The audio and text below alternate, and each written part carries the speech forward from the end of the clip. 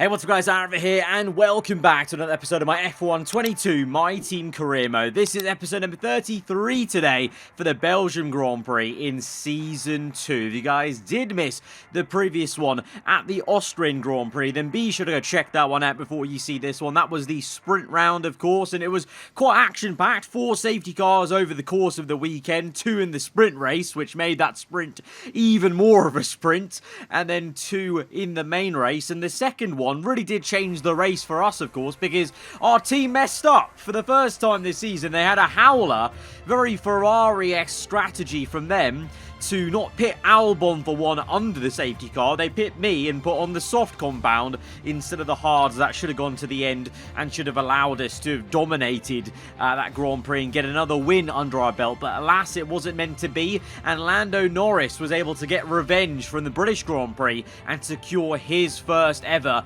Formula 1 win at the same place he got his first podium IRL. But we've got a very juicy looking championship standings right now. We have found ourselves in first place now for the first time ever in this series, 1 point ahead of Max Verstappen, who is just 1 point ahead of Lewis Hamilton. That is insane. 2 points cover the top 3 drivers here, and we're all in different cars, ours, Red Bull and Mercedes. Albon, I feel like he would be a bit closer, but he had a really unfortunate race that, at Austria, and also didn't make the most of it, I guess, at the British Grand Prix as well, where we had a good car, but he kind of fell away a little bit at the end of the race. So it's been a bit of a quieter last 2 episodes, I think you could say, for our teammates, but he's still very much in the hunt, and I'm sure he's going to be bouncing back. He's just still so lightning quick on the Saturday that it's a joke, so it's going to be very, very interesting. And also in the constructors, we've now actually got a bit of a cushion to Mercedes in the lead of that. So somehow, and a lot of the time as it happens, in Season 2, we've ended up being in the fight, even though I'd really genuinely this year on this year's game, I thought it was so much of a grind in Season 1. I was like, no, look, I know it's happened before in F1 2021, but this time the grind felt so long that I didn't feel like we were going to be in the fight in Season 2, but because of that snowball effect of, having the facilities finally come in, actually now having a teammate that's earning us a good amount of R&D, and also the things like the R&D boosters counteracting the career mode settings, we're actually in a really good place where we're generating a decent amount of R&D, and we're just about keeping up with teams, but we need to keep it on it, because remember, the AI have boosted R&D, boosted cash rate compared to us. So they might be in a bit of a plateau phase right now, but there's some point where they're going to start catching up, and that actually might be around this episode, because we're looking at now a minor tyre wear upgrade on the chassis side of things. But you can see Red Bull, McLaren and Mercedes have actually pulled it back in the chassis department. We're no longer the best on chassis. They all have got ahead, especially Mercedes, quite a large step ahead on the chassis side of things. And you can see now the upgrades are just costing more, 1,700 for some weight redistribution, some brake upgrades. So, anything we purchase is quite expensive now, and it doesn't help when parts fail. So we had a pure engine power upgrade that failed. We had to repurchase that. We go through the activity timeline. We have some events. We're going to try and accept one for a little bit of cash for extra claim. But that was the engine power upgrade that failed. Then the tyre upgrade I just purchased, or purchased before, failed on the chassis side of things. So that's, again, I have to rebuy that for half. So we actually get stuck in a bit of a sticky situation where we've had 2 parts failing here. This one's quite expensive. To rebuy it, 600 R&D points. So that's 2 failures. And then we're met with more failures on the upgrades, because the fuel upgrade that we had now failed. The repurchase that we just did from the engine power finally came through, but obviously it's come through because of the season break, remember, in the F1 season. But yeah, 3 failures, 3 upgrade failures here in one episode to kick things off, and I actually couldn't afford to rebuy this 3rd failed fuel upgrade. I was like off by 50 R&D points, so I have to wait a whole episode to actually buy that, or rebuy that in the middle of the race weekend to buy that. And it means going into the Belgian Grand Prix, I literally said it, and I didn't think it was going to happen immediately, but 3 failures is just so unlucky from us. Straight away, Mercedes have caught up to us. They are now technically the best car on the grid by a tiny whisker, because look at that trajectory. They must have had like 2 major upgrades or 1 ultimate upgrade going into Spa here. Red Bull, well, the whole grid. Look at the whole grid improves into Belgium. So the summer break coming in clutch for the AI teams, because the entire grid shifts closer to us. And you can see we have also got our own upgrades, but they're not as large as Mercedes. Mercedes have gone from being below McLaren and Red Bull to being the best team now, just a pixel above us. But then you got, you know, everyone improving. I mean, there's actually a bigger rate of improvement for the teams like Alpine, Alfa Romeo, Williams, AlphaTauri versus Ferrari, McLaren and Red Bull. So the bottom kind of half teams are growing quite well, and it's great to see, to be fair, because, you know, we are 2/3 of the way through the season. We're yet to know about a regulation change, so potentially if we don't have a regulation change, that means into season 3 we're gonna have perhaps one of the closest grids we've seen in a while, and for the whole series maybe, because look at the way we're all bunching together, as you obviously have the diminished returns for the top teams. Even for us, we have diminished returns because the upgrades we've got now are costing more, and it's still, you know, we've still got the same rate of R&D because we've not had any further upgrades to the kind of, you know, R&D harvesting on the facilities per se, or driver perks or whatever. So you're getting that slowed effect, and then couple that with the AI having the career mode setting boosters. So we're into now Q1 here at Spa, and we maybe have a proper challenge on our hands in terms of Mercedes. The car itself also still feeling weird. It's a hard one to explain. I just go back to this whole, it feels just very stiff mid-corner. I thought maybe it was the tyres overheating, because I have seen that although maybe the AI straight line speed has been improved upon, the tyre temperatures is something they still don't feel, and that the player can, you know, kind of be over-exaggerated on especially the front of how they overheat, and that gives you understeer. So I thought it may have been that, but, you know, I checked mid-corner there on the heads-up display, and the tyres weren't overheating much, and the car just feels very unresponsive, and yet the time is there. This is the weird thing. The car is quick, but it just doesn't feel great to me. But you know, if it's quick, then it's fine, then that's good enough. But I don't know, maybe that just simply is me not agreeing with the handling model of this new era of cars, and I just need to grow up and get used to it. I don't know, but it's just still weird to me. But the time is there, so we're looking good. Unlike Sergio Perez, for the Red Bull team, in a race where they want to bounce back, having had a disaster at their home race, Perez knocked out in Q1, so Verstappen is left to fend for himself in the Red Bull team. And Q2 now, as you can see, dramatically has changed weather, because we are now on the intermediates, and it's a very treacherous Spa out there, because you can see the amount of twitching going on opposite lock, left, right and centre as I try and get the power down. My car setup is for a dry setup, like the wings are quite low, so I think that's why I was having quite a major issue just trying to get the power down mid-corner. There just wasn't that downforce, and I had no confidence in the car. On the second consecutive run, though, because we just kept going because I fueled the car up, we are improving. We are gaining a half a second alone just by being a bit more careful on the throttle and trying to roll the car through a lot better, but then being way too confident there, and we spin the car, and I'm praying that the lap time I have down right now is maybe going to be enough. Probably won't be. We're going to have to go again, but it's going to be very close on time. By the time I get out, it might be right at the end of the session, but that is that second lap then ruined due to an error from ourselves, and we are now on the bubble. We're in P10, Albon is in P9, so both of us under pressure, but everyone is setting better lap times now. The track's getting quicker. I don't know whether that's because it's raining a little bit less. I want to say the droplets of rain a little bit less, so maybe the track is getting a bit better in terms of less damp patches. For sure, you can see I'm 1.2 seconds up, so this is unreal track evolution. And to be honest, as I've seen a few of you guys comment this in the comments below in previous episodes, I feel like the track evolution is actually a bit too crazy. It's a bit too overpowered. This must be what the AI get as you fast forward time at the end of quali, because we go through and we set an absolutely unbelievable time compared to the entire rest of the grid. And Albon, I jinxed him. I said he was so good on Saturdays, and I've jinxed him, because after I've said that, it's the first time he's been knocked out in Q2. P11, so close to getting through, but that's what happens sometimes in the wet conditions. It can be so fine.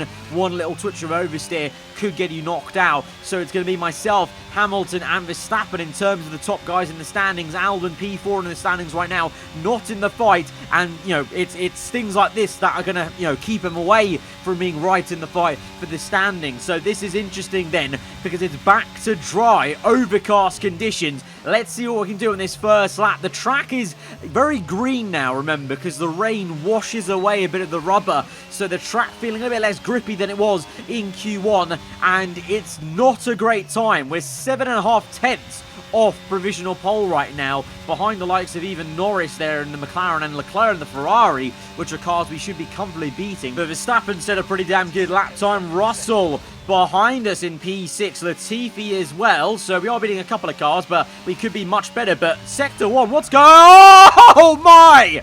I said, what's going on here? We're down by 1/10, but no, what's going on there is we just span it mid-corner. Such a weird one, because, I mean, I didn't even take too much curb. I don't think I took too much curb there. I think maybe my turn-in was just a bit too aggressive, and the car just, I don't know, just didn't like it and snapped back at me.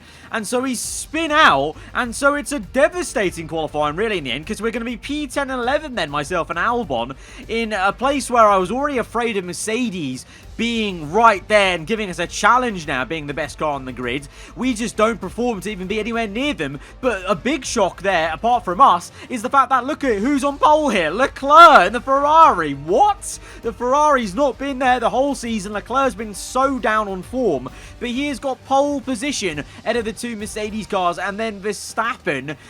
That is going to be very interesting for the race then. I mean, both Ferraris did get through into Q3, so, I mean, it was a positive for them, but Leclerc's pulled out of the bag because he's 1.1 seconds quicker than his teammate Piastri. That's a madness, but ultimately for us, it's a disappointing qualifying behind Latifi in the Williams even, and only one position ahead of Albon, who got knocked out in Q2. So we've got some making up to do in the race, but there is more precipitation on the way, which could make things very difficult. Welcome along then to the Belgian Grand Prix, the race that gave us the maiden victory to the Jordan team in 1998, and in the same team, the phenomenal debut of a young Michael Schumacher. There's always something special just around one of the many corners of this fan-favourite circuit. Spa-Francorchamps then is a 4.35-mile tour of the Ardennes countryside with 9 rights and 10 lefts, giving us the grand total of 19 corners. Average lap speeds in the dry can reach about 145 miles per hour, but without a significant improvement in the conditions, we are not going to be seeing anything like that today. Before we begin, let's take a quick look at the grid lineup for today's race. Charles Leclerc lines up on pole position, and Lewis Hamilton completes the front row. Looking at the rest of today's grid, we have Russell, Norris, Pierre Gasly, and Ocon, Oscar Piastri, the owner driver, Albon and Carlos Sainz, Magnussen, Verstappen, Sebastian Vettel and Joe, Stroll, Tsunoda, Sergio Perez and Nicholas Latifi. They'll be starting further back after an earlier grid penalty. Ricciardo, Mick Schumacher, Drugovich and Valtteri Bottas begins the race from the back of the grid. That's it then, it's time to go racing as we head down trackside for today's race. Anthony Davidson joins me again for the race today. Let's have a chat about McLaren. What do you make of their performance so far this season? Well, the atmosphere within that team seems very positive at the moment. Everyone seems like they're in great spirits and having a lot of fun doing what they do, and that's definitely contributed to the performances we've seen. Right, so it is indeed very, very wet here at Spa-Francorchamps. It is full wet conditions, the blue wall tyres, and we've got a pretty dry setup. I mean, I know, oh my, as we nearly crashed into Piastri there on the formation lap. I know we've got a lot of downforce now compared to Season 1.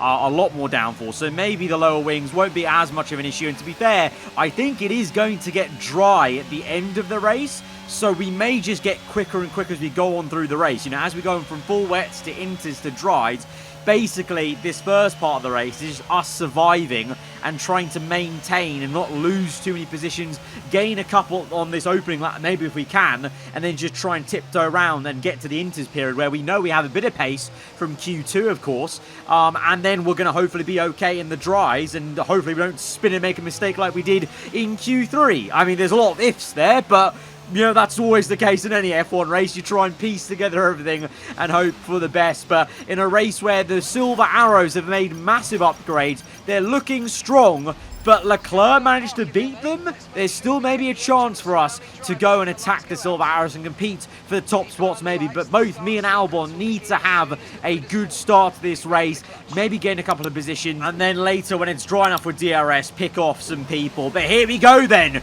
to a soaking Belgian Grand Prix. We go to 5 red lights and we are underway, and it's going to be a sheepish start for everyone. But we've actually had a really good launch versus Piastri into turn 1. There's a wall of spray. Piastri dive bombs us back. It's 3 abreast between Piastri, Russell, and Lando Norris. The new generation of Formula 1 drivers here. They're going to be 3 wide as they go into Rouge. This is going to be fantastic to watch. Up the road, Norris gets ahead of both of them there, so the McLaren splits the Mercedes car, and this is all whilst we're in full wet conditions. You know, the car could snap at any moment. That was massively impressive. For us, though, pretty good turn 1. We've overtaken Ocon and Gasly subtly. We did that at turn 1. Kind of took some inspiration from Piastri's dive bomb and tried to follow him in. Meanwhile, it's 3 wide between Albon, Vettel, and Magnussen. What a fight going on here, and Albon has to remain in P11 then, so he's not technically gained any positions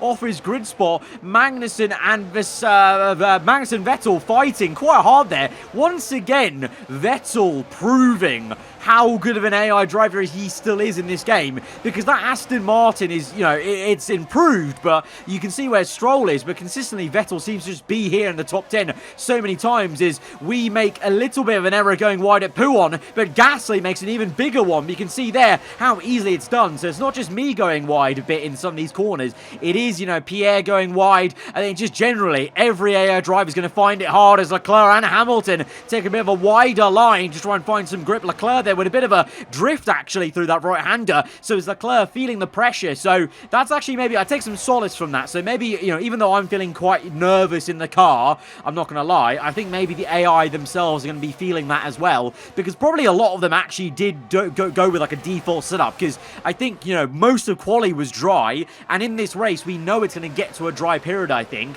that's pretty much guaranteed in terms of there was a dry icon on the weather. So I think maybe people have just compromised on that. But very close and interesting race here in the top at least 5 there, as Albon is trying to have a look at Sebastian Vettel. Meanwhile, Perez and Verstappen behind. I actually didn't note that. Verstappen then, sorry, we didn't even notice that. Verstappen had a grid penalty, sorry. So Albon actually started in P10 then, and I started P9, I think it must have been. So yeah, that's actually quite big then for Hamilton and for me, but more so for Hamilton, who's up in P2. Verstappen out the points right now in P14, having had a grid penalty. That's huge for the championship, for his fight and Red Bulls and the constructors, for both Red Bulls being out the points right now, as we continue to watch Leclerc being put under pressure by Lewis Hamilton, and Hamilton's gone through. It's just a simple error through Pouon in a similar way to me and Gasly, but Leclerc actually tried to keep it on the circuit within the white lines, but in doing so he slowed himself down so much mid-apex that Hamilton just simply nipped through down the inside. All he had to do was keep tight on the line, and he's done that, and he's up into P1, so that's excellent news for Hamilton versus his rival Verstappen, and even myself down in P6.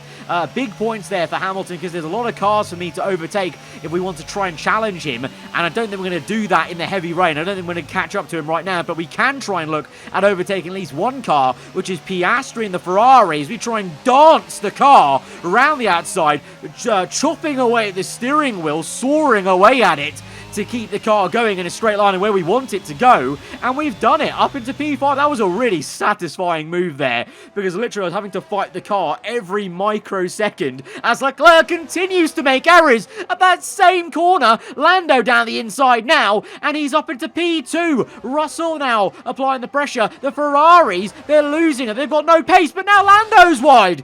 Oh my, we're seeing so many AI. It's great to see. It's so much more realistic to see so many AI AI mistakes and errors, you know, some human errors with these AI. So Lando goes wide there, so you can just see how tricky these conditions are. Leclerc, all of a sudden, back into P2, Russell P3, and now Norris is the one down the order in P4 then. Bit of a gap then you can see, you know, 3.4, so I'm trying my best to bridge that gap, but it's proving difficult, you know, even though I was able to overtake Piastri, I can't actually shake the Ferrari off too much, and he's still well within 1 second, and I'm actually struggling through some of these corners, and there's parts of this circuit where the Ferrari is actually quicker than me. Piastri on the outside now, we're side by side to the final corner. We're going to switch him and go from right to left, and then get the exit. We're able to apply the power a lot earlier than he was to get back into P5, but that's what I mean. Like, I overtook him, but I just can't get rid of him, you know, from my rear end there. He's just sticking with me, and Gasly's now caught up to me, so I'm not actually gaining. I'm losing time now to the top 4, so I really need that intermediate period and even dries to come quicker than maybe indicated, because I'd rather have most of this race in the dries, but 6 laps gone on the full wets. It's been a very long 6 laps, it's felt like, to be honest. I'm not going to lie. For me, obviously, you guys are seeing the highlights, but for me in the cockpit, it's been a very long start to this race. Lap 6 on to 7. Leclerc, Hamilton, Russell continuing. Lando falling away a little bit from Russell as Russell really pushes Leclerc through the final corners. I can't shake Piastri, nor can I shake Gasly, but Ocon is in. Ocon's in, and oh, Perez is in! Perez is in as Verstappen makes a lovely move around the outside of Carlos Sainz there. That was a really nice choreographed overtake on the outside. These two were side by side midway through that chicane. So Verstappen up into P11 now, and now we'll look to try and close up on Alexander Albon. But interesting, Ocon and Perez in, and I think they're in for intermediate. So we're getting to that crossover period 4 Inters here on lap 7, which is good news for me because it has felt a bit worse. That's because maybe the full wet tyres just aren't working as well with less standing water right now. But up the road, yellow flags. The Mercedes is slow. Look at the dot on the mini-map there. Mercedes is slow. Russell's held up Lando, an absolute treat. Leclerc now is no pressure for him, and Russell is out of the Belgian Grand Prix. So that's a disaster for the Silver Arrows as the virtual safety car is deployed. So if this stays on the virtual safety car for a bit longer, I could actually gain a bit of time here in this pit stop. I wonder though, surely the guys ahead of me will be coming in as well. Hamilton is in on the mini-map, I can see. Leclerc, I think, comes in, but Norris has not come in, I don't believe. Let's just confirm that for you. Yeah, Leclerc's in. No sign of the McLaren. Norris leads the way, but McLaren and him, they've not chosen to pit under the virtual safety car. Now, to be fair, the virtual safety car has pretty much ended now, I think, as we go down the pit lane. So it's a small margin of gain on that. But, okay, McLaren going a bit longer on the full wets then. Interesting. We're on to the Inters along with Hamilton and Leclerc. But I was going to say anyway, yeah, going back to my earlier point, you know, disaster for the Silver Arrows because Russell had an engine failure in the sprint race at Austria, then obviously DNF'd in the main race, and now he's DNF'd again with another sort of engine or mechanical issue. So reliability, they need to look at that Mercedes now because they may be the best team on the grid, but it's no use if they're taking one of themselves out in terms of the constructors fight. And obviously, to be fair, they got lucky that Hamilton's not the one with this issue because Hamilton, who is in the Drivers' Championship fight, is still going strong here in P3. But yeah, interesting. Magnussen here is now in P2 in the Williams. He's not coming either. So Norris and Magnussen 1-2 right now, but they're still on the full wet tyres. Hamilton looking to apply the pressure. Magnussen just goes wide because his full wet tyres aren't giving him the grip anymore, and Hamilton's through into P2. So that's why I'm questioning why Norris and Magnussen haven't come in anyway. The same with Carlos Sainz. He's still in the full wets as well, by the way. That's why we're catching up to him so quickly and rapidly. And can we try and overtake the Spaniard? We need to because he's slowing us down. We're going to do that same thing we did on the Ferrari and go round the outside. And it's a lovely little dance round again in that same corner to get up into P5, and now we'll set our sights on catching up to Leclerc. I kind of low-key hope that Magnussen can hold up Leclerc a little bit, and that's exactly what he's going to do, because the gap is already from 5 seconds to 4.2 between myself and Leclerc, because Leclerc is finding it hard to overtake Magnussen. Here he goes, though. This might be it. Magnussen, oh, in classic Magnussen fashion, as you would expect from real life, really giving him a good squeeze and fight and defending as tough as he can in the Williams. Again, we're seeing one of the Williams cars just, you know, they may not end the race this high up, but they consistently just seem to be here fighting in the top 5 quite a few times now this season, which is great to see. Great to see such an old brand that used to be at the top of Formula 1 kind of back in the realm, nearly in the races, at least in the middle of it. But it'd be great to see them get the result a bit more. But Magnussen finally is overtaken by Leclerc, and but they continue on. It's been 4 laps, and Norris and Magnussen have not pit yet off these full wets. Are they trying to go to the dry period? As Magnussen, oh, Magnussen tries to overtake Leclerc. Leclerc makes a mistake and pushes him wide, and Leclerc's now got damage on his front wing. Drama for Ferrari. Again, a disaster for the man who was on pole position. Magnussen applied the pressure.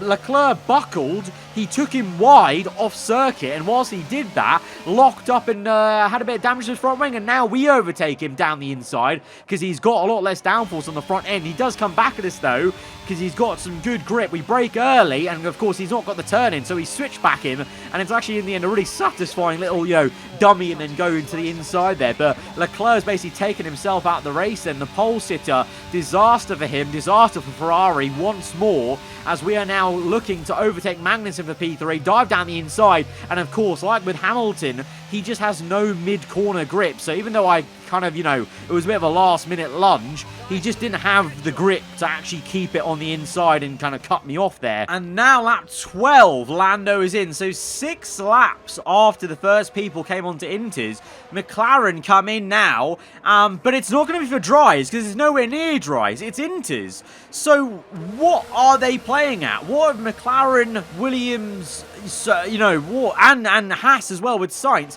What's their goal here? Do they think it's not going to get dry enough? Like, that's my only thinking here, is that McLaren and Williams and Haas, they've thought, if it's not going to actually dry up and be INTERS all the way to the end, now they have very fresh INTERS. Lando is only P6, so he's not even that far back, to be fair. And are they thinking the tyre wear's going to be that bad on our INTERS that we can't go to the end on these? Like, we'll have to make another pit stop. I don't know, but that's my only thinking and logic to why they would have stayed out for so long on the full wets. I thought they were going to go from full wets to dry, kind of like Monaco-esque vibes from real life, remember?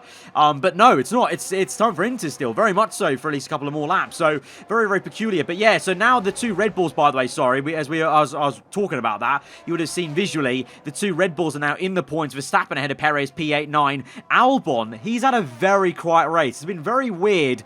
He's just not performed this episode. Down in P10, not looking like he's going to get anywhere kind of, you know, further than the Red Bull guys basically ahead of him, Verstappen and Perez. Meanwhile, for us, lap 16, and the track is looking considerably drier, but we will continue on for a bit longer, for one more lap, because the droplets are still falling down, and I'm actually setting some okay lap times on these INTERS. Hamilton is in, though, as will pretty much most of the grid. They'll come in, but I'm actually going to ask my engineer about the weather report. We're expecting rain in about 10 to 15 minutes.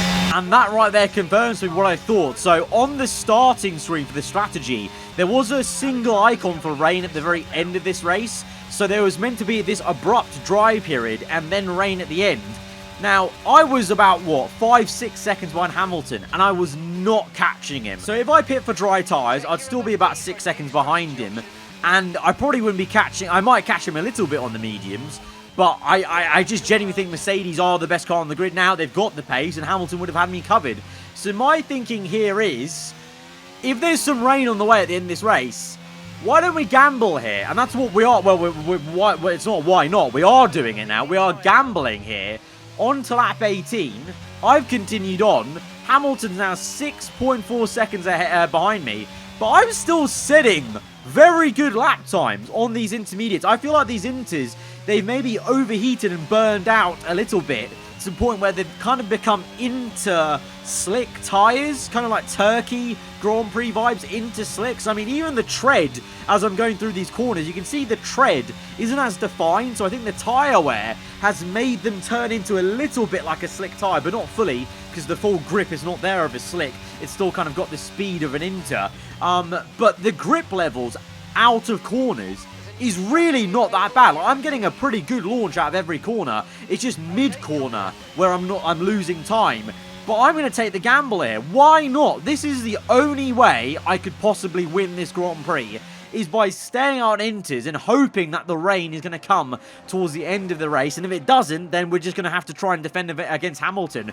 But why not take the gamble and try and go for P1, then settle for P2? And that's exactly what you're seeing here on lap 20, because it looks pretty damn sunny. I don't think the rain is coming, but we've committed to this. Hamilton, though, he's right up our chuff as we ride on board. You can see how slow we are, but Hamilton makes an error, and it's an unforced error. I was nowhere near him. He was just looking at me. I thought he was actually going to maybe try and have a go at us on the next sequence of corners, but no, he makes a small error as he has to correct himself mid-corner. So that gives us a little bit of breathing room. And like I said, every corner exit, I'm actually really not that bad on traction. It's just mid-corner you can see him having to lift off, go down one gear more, because mid-corner, there's not that bite of the intermediate tyre like the slick gives you. But on the exit, the acceleration's really not that bad, and I'm using ERS and being clever, and I'm going to be even more clever because I'm going to use a tactic from what we did in Season 1. Remember when we were trying to keep Russell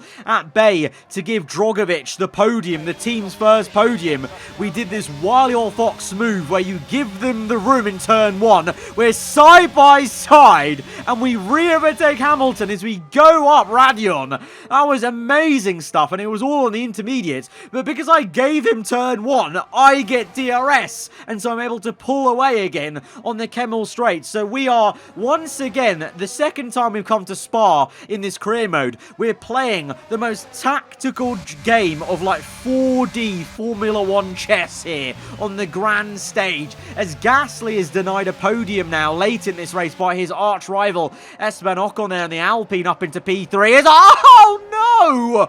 Oh, the McLaren Norris, he was maybe looking likely to catch up, make a move, but no, he's made a mistake, and now his teammate's gone through. It's a big error from Lando Norris, and that will invite Perez to go through. It's elevated Max Verstappen up into P6, Albon P10. That's woeful. Albon's had a really quiet race, although he may overtake Perez here. Into Pouon, goes for it down the inside, Red Bull family into team battle, and Albon gets up into P9 ahead of Sergio Perez there. That's a bit awkward, but Verstappen aided. He's right behind Piastri and Gasly. It looks like Gasly's a bit slow with an issue maybe, so Verstappen could be up into P4, as high as P4 by the end of this race. Meanwhile, back to our fight with Lewis Hamilton as we sheepishly go on to the last lap of the Grand Prix. And this is it. One lap separates us.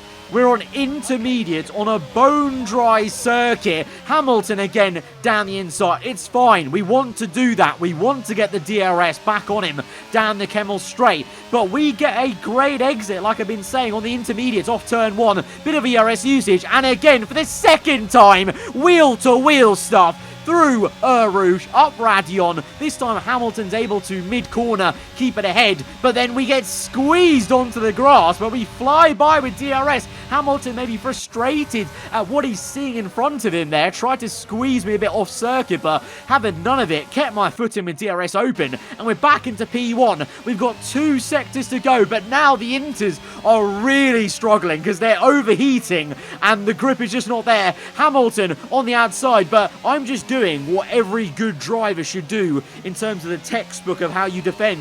I'm just going to the inside, making him go the long way round. For this corner, Hamilton goes down the inside, and he catches me off guard there because I thought he wasn't going to dive bomb me, but he went for it, but he just pinched himself in because there was not enough space. So we're just remaining calm and just keeping to ourselves, letting Hamilton play around with himself. And so much so that Hamilton makes another mistake in the same corner he did previously. So this has really been a race for me about just focusing on myself. Let's not worry about the guy moving left, right in my mirrors, round the outside, down the inside. Let's just focus on keeping this car on the road, focus on those acceleration zones at the corners and using ERS correctly. He's made a couple of errors, and that means, quite amazingly, I can't believe it, we come through the final 2 corners of the Belgian Grand Prix here in Season 2 to win our second ever race in F1 here on this game, and we've done it on intermediates on a sunny bone-dry circuit. Absolutely amazing stuff there. 300 IQ strategy plays. The interslicks, they actually worked very decently. Hamilton just couldn't get me. A difficult race then on one of the all-time classic circuits, but they've persevered to take the win here today.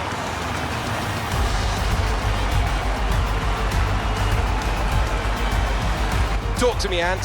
What was it that set them apart from the competition today? Well, this was a real team victory. They put together a solid strategy today that appeared well suited to the conditions out on track. The driver did everything that was expected of them in the moment to really execute the team's plan to perfection. A shining example of how F1 really is a team sport.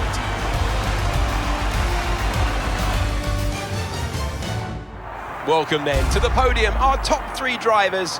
What a great effort from them today in a very difficult race. I think this will go down as one of my favourite wins potentially, even though obviously there's maybe so many more to come on this game. But this one was a real special one because I did gamble massively. And ironically, it's actually quite overcast now on the podium, so the rain actually was on the way again, but the laps weren't there. But it was a big gamble and it paid off because well, it was under pressure, but I just used every single thing in the race's, game book of on the inside. Even when he dived down the inside of Hamilton, I just kept to the racing line, and he himself pinched himself in, and then he just made 2 mistakes. Without those 2 mistakes, he may have got us. But it was just calm, collected driving for us. And we win the Belgian Grand Prix. We extend our points in the championship to Hamilton and Verstappen. What a day. What a day in the office. What a race. What a victory. Guys, if you have enjoyed it, hit that like button. Let me know what you thought in the comments below. If you're around here, then do get subscribed for weekly full-on content. I'll see you guys next time. Goodbye.